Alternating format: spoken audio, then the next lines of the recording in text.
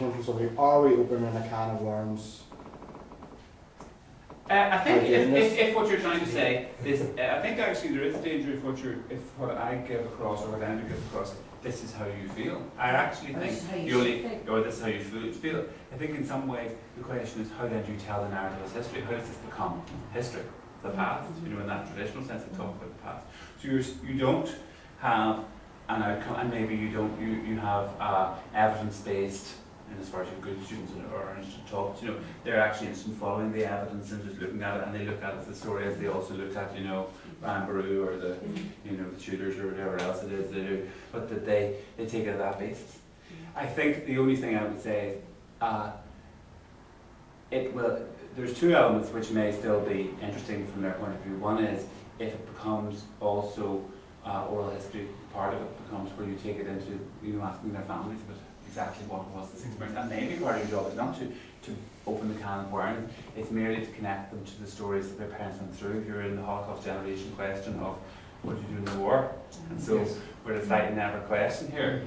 You're at the question of how does the next generation talk to the generation who went through it and is protecting their children from it.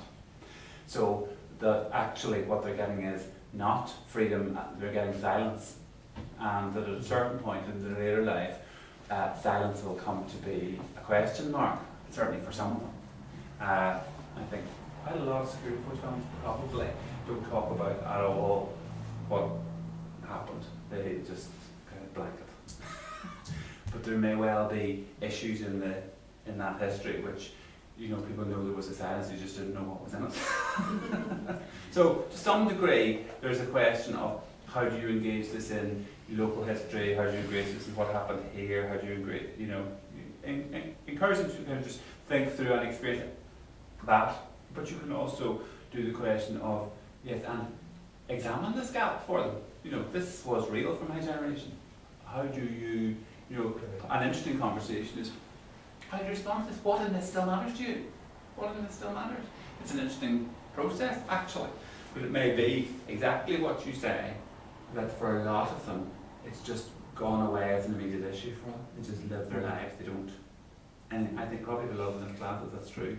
It may not be quite so true if you're living up against an interface. It may depend on the nature of who the child is, what the circumstances are, and what the catchment of your area is. I think large parts of middle class Ulster, that is reality as far as they're concerned. They don't want to know it is over, bye bye. Even in our school, I was fascinated finding that. But a lot of the TV footage you would show them, you might as well be showing them, you know, a computer game. You know, it's just. Well, I have to say, when I look at the TV footage of the 1970s, it does look to me like, was that really real? And that is. I'm looking at it going, was that really happen? I'm a wee bit sceptical because I work in a trauma centre and all our members are people who have been directly affected by the violence. And what we say to them is you got to open the can of worms. If you're going to talk about your trauma, you've got to open the can of worms, because trauma that's unresolved will always leak out in the future. It will always come out, whether it's violence enacted against somebody else or violence enacted against yourself, which is why we have a lot of trauma and addiction. And we say that for societies as well. If you don't talk about this stuff, it will come out in the future. Generations to come will talk about this, and it will be important when we talk about this constitutional status of the 6 counties. This is going to come out. So we're saying we got to talk about it now. It may make people feel uncomfortable, may make people think that we're dragging them back to the past. But if we don't talk about it now, we sure as hell are going to be talking about it in the future. I certainly think the question is, how do you give young people tools? Which you cannot do, I don't think. I think I'm halfway in between here. I don't think what you can do is impose a 1970s lens on 2011, John. I think that's right. What I think you can do is, however, out of your 1970s experience and out of the experience of what you're talking about, which is that this has a capacity to regrow even when people think it's gone. You know, there's a kind of pernicious thing in this society rather than something which goes away ever. And in fact, clearly doesn't go away in terms of people's voting intentions yet. You know, all that's happened in terms of how we vote is we've become more hermetically sealed from each other by this process in many ways. But and that's what's now kind of emerging. But the question, I suppose, if young people, for the first time in a generation, possibly ever, here, have the capacity now to deal with the plural point of view of the room and the shape, to be able to accommodate the fact that this is that we got here not in the same place, but we got here through a heavily traumatic experience of this going around on an almost daily basis for 25 years, and that it gives them tools to understand some of the structures which are still there, and also to measure their own progress, you know, to some ways. Then, to be honest with you, those are quite good things. I don't want to batter children into another space, and I think maybe we have to live with slight open-endedness on that. The urgency. I have to say, the funny thing is, at the high constitutional level, the knowledge of the political and the historical is much less acute and immediate than it was 20 years ago. Work we did with young people, however, in some places, now it would be very place, the view about their behaviour and where they're prepared to go and who represents a threat to them and when they feel nervous, it suggests that sectarianism remains quite an actual calculation in a lot of what they will do. You know, in this uniform you don't go there. If you're wearing your GAA top, you don't go up there. Your Celtic top, whatever it is, your Rangers top, you know, all of this is real for young people. You don't. If you're in country towns, you don't go into that bar. You don't go into that bar. You don't go. These are all. It's returned to that kind of level of implicit knowledge around everyday behaviour, which has become really deeply domesticated for them, and it's not been challenged really very much in a lot of cases. And a lot of times, young people are at the front line of that. Adults have gone past that one because they either don't care or don't want to go anymore, and they don't notice themselves being restricted anymore. Young people are on the front line of some of that discussion. And so maybe there is an important discussion at the end of teaching history with them, which is, and what if this, if anything, is real for you?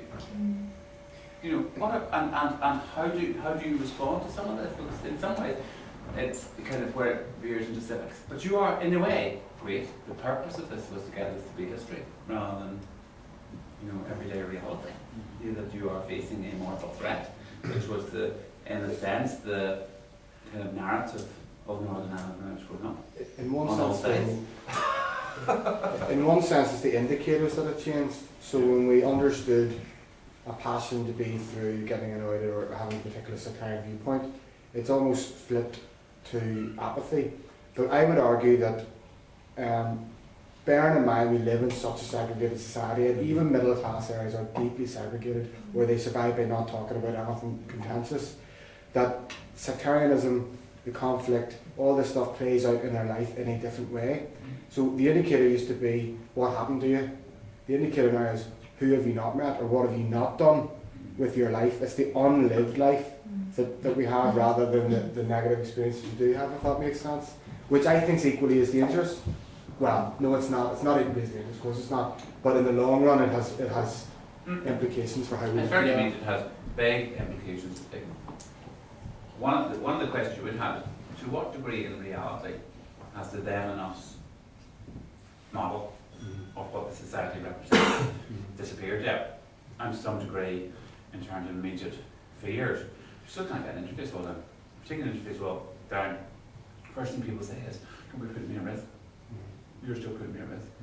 You mention it. It's not pain, it's like an implied It is. pain. It's implied It's pain. an expected pain, but they don't actually get it. No. But the distance from the violence you were talking about, like the unlived life as opposed to the everyday violence, can offer some opportunity to create more perspective for them.